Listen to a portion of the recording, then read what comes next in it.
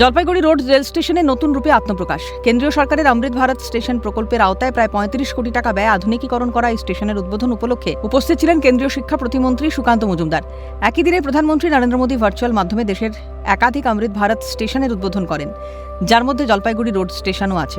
সারা ভারতবর্ষের পাশাপাশি জলপাইগুড়ি জেলার জলপাইগুড়ি রোড এই স্টেশন কিন্তু অমৃত ভারত প্রকল্পের আওতায় ৩৫ কোটি টাকা ব্যয়ে তৈরি হয়েছে। এক অত্যাধুনিক, যা তৈরি হয়েছে এখনকার চিন্তাভাবনা করে নয়, বরং ভবিষ্যতেরটা ভেবে নিয়ে।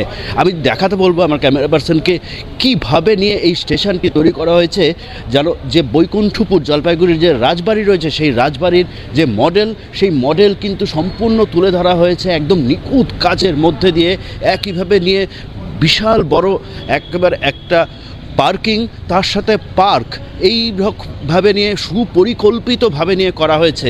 এই স্টেশন আজ এমনই একটা জায়গায় পৌঁছেছে যেন এই স্টেশনে শুধুমাত্র যে যাত্রীরা আসবে তা নয়, এখানে কিন্তু এখন আসছে যারা এখানে বেড়াতে আসছে, সন্ধ্যাবেলার সময় থেকে শুরু করে নিয়ে রাতের বেলা সবাই কিন্তু এই স্টেশন দেখতে আসছে। যে এত সুন্দর একটা স্টেশন, সেই স্টেশনটাকে দেখার জন্য যেন মানুষ বারবার ছুটে আসছে। অমৃত ভারত স্টেশন প্রকল্পের অধীনে জলপাইগুড়ি রোড স্টেশনে যাত্রী পরিষেবা এবং পরিকাঠামোয় ব্যাপক উন্নয়ন করা হয়েছে।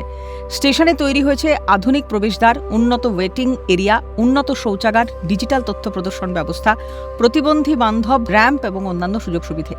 স্টেশনের সৌন্দর্যায়নের পাশাপাশি যাত্রীদের নিরাপত্তা ও স্বাচ্ছন্দ্যের দিকেও বিশেষ গুরুত্ব দেওয়া হয়েছে। উদ্বোধন উপলক্ষে স্টেশন চত্বরে বিশেষ আনুষ্ঠানিক আয়োজন করা হয়েছে। উত্তরবঙ্গে রেল যোগাযোগ এবং যাত্রী পরিষেবার ক্ষেত্রে জলপাইগুড়ি রোড স্টেশনের এই আধুনিকীকরণ একটি গুরুত্বপূর্ণ মাইলফলক হিসেবে বিবেচিত হচ্ছে। এটা সৌভাগ্যের বিষয়, কোনো প্রধানমন্ত্রী প্রান্তিক জেলার জন্য কখনো ভাবেননি। প্রধানমন্ত্রী যা ভেবেছেন, বললেন কেন্দ্রীয় শিক্ষা প্রতিমন্ত্রী। খুব সৌভাগ্যের বিষয়, এর আগে কোনো প্রধানমন্ত্রী এইভাবে প্রান্তিক জেলাগুলোর জন্য ভাবেননি। প্রথমবার নরেন্দ্র মোদী সাহেব এমন একজন প্রধানমন্ত্রী হয়েছেন যিনি এই প্রান্তিক জেলাগুলোর কথা ভেবেছেন, এই জেলার স্টেশনগুলোর কথা ভেবেছেন, এই জেলার সাধারণ গরিব খেটে খাওয়া মানুষ যারা এই স্টেশনগুলোকে ব্যবহার করেন তাদের দৈনন্দিন সুখ সুবিধের কথা ভেবেছেন। স্টেশনে এলে যে সুখ সুবিধাগুলো প্রয়োজন হয়, সেই জন্য মাননীয় প্রধানমন্ত্রীকে এবং মাননীয় রেলমন্ত্রী শ্রী অশ্বিনী বৈষ্ণব সাহেবকে আমাদের তরফ থেকে আমরা অনেক অনেক ধন্যবাদ জানাবো। বিশেষ করে পশ্চিমবঙ্গে যে আশীর্বাদ, সরকার হওয়ার আগেই পশ্চিমবঙ্গকে 100-র বেশি অমৃত ভারত স্টেশন মাননীয় রেলমন্ত্রী, মাননীয় প্রধানমন্ত্রী নির্দেশে দিয়েছেন। एक्सल का पुराना एक मीटर गेज का भी सेक्शन हुआ करता था, उसका गेज कन्वर्जन है, ठीक है। वो पुराना सेक्शन था बट वो जंगल से होकर जा रहा है, तो वो अनाउंस हुआ है। तो उसमें आगे की जो कार्रवाई है वो कंस्ट्रक्शन, हमारा निर्माण विभाग है, वो कर रहे हैं। पुराना लाइन किसा नहीं है? नहीं, अभी लाइन नहीं है, बहुत पुरानी कभी लाइन वहाँ पर थी। तो अभी क्या आप लोग सर्वे करेंगे इसके बाद? हाँ हाँ, उसका बिल्कुल सर्वे करेंगे और जो फिजिबिलिटी है फॉरेस्ट डिपार्टमेंट के साथ मिलकर उसका जो निर्माण विभाग कर रहा है।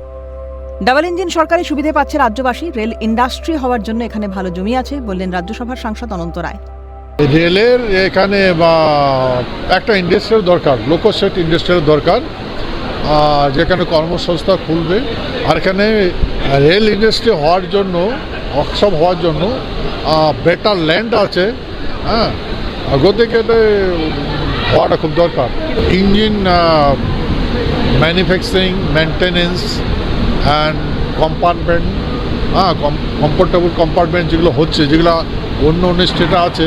আর এখানে প্রথমে হওয়ার কথা ছিল, কিন্তু এটা কারণবশত করেনি। এখন আমাদের বিজেপি সরকার অবশ্যই করবে বলে আমি ভাবছি। আগামী দিনে উত্তরবঙ্গের একটা আরও বড় জায়গায় যেতে পারে এই স্টেশনের মাধ্যমেই, তেমনটাই মনে করছে জলপাইগুড়ির লোকজন।